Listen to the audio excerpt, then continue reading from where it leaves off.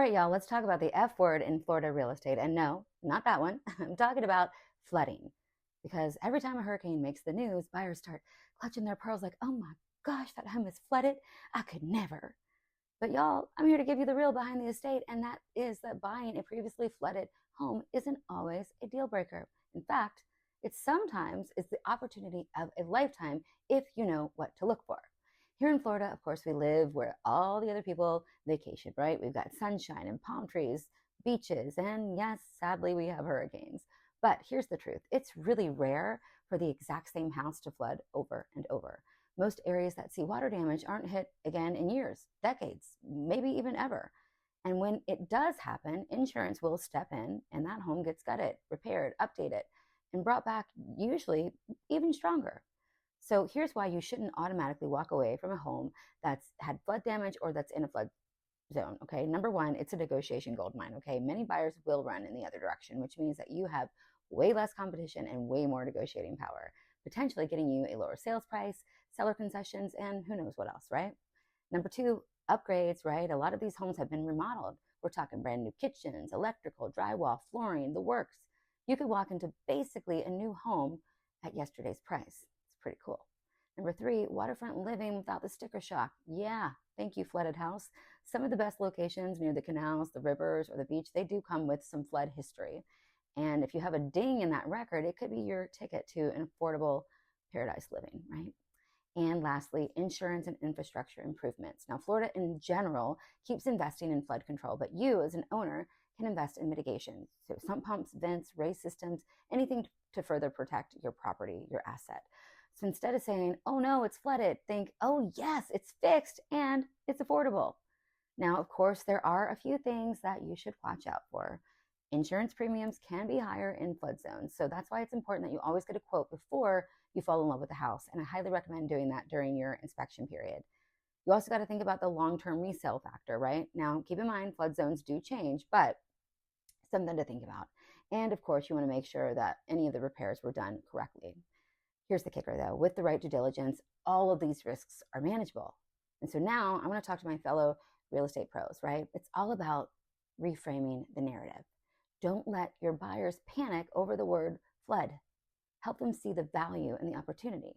And if you've got a listing with flood history, guys, I don't want you to hide it. I want you to lean into it. I want you to prepare for it. I want you to package it beautifully. So let me give you my playbook and my script, which actually I'm going to give you all for free by clicking the link below. Number one, you want to get that current flood insurance quote. You're not going to want to wait for a buyer's agent to dig it up. You want to get the existing policy or provide a fresh quote and be ready to hand that over with your other disclosures. Number two, also give them the homeowner's insurance quote, right? There's two separate things, so make sure you can clearly show what both costs. That's how you are good at negotiating. Number three, you need to document literally everything that was done. Make sure you have the invoices, make sure you have it all there in a nice, tidy PDF so that you can hand it over. And that way you're going to immediately reduce that fear and increase that trust. And you can actually even upload all of that into the MLS. Number four, disclose early and clearly. Now, in Florida, sellers are all required to disclose past flood claims. So get ahead of it, and that way you're proactive and you control the narrative. And last but not least, you got to market those upgrades, right? If it was taken down to the studs and rebuilt, say that. Highlight the new systems, the flood-resistant materials, the drainage improvements. You know, when marketing difficult homes in general, I recommend something that I call my tankini method of selling homes. Because just like a good tankini bathing suit, that marketing strategy is all about highlighting the best parts and strategically covering the parts that, you know, buyers might not love at first glance. So there's a whole tankini method video below too that I'll give you guys. But let me go ahead and give you the exact script that you can use when it comes to flooding for your clients or for other agents. Yes, this home has experienced flood damage, but here's what matters. It's fully remediated, it's been repaired to code, and it's been upgraded in the process. Flooding in Florida doesn't mean forever unsafe. It means that you're buying a home that's battle-tested and resilient. We can check out the disclosures, check out insurance options, and see if the discount here works in your favor. Right? Sounds easy enough, but if you weren't feverishly writing that down, have no fear. Like I said, my script and my playbook for selling formerly flooded homes can be yours for free by clicking below. So should you buy a home in Florida that's been flooded? You know, my vote, if it's been properly repaired, priced right, and you have the right information, I say absolutely. And if you're the agent listing it, Don't make people dig for details. Package it up, present it powerfully, and position that home as the battle-tested beauty that it is by using the tankini method or whatever method you like to, but that one always works.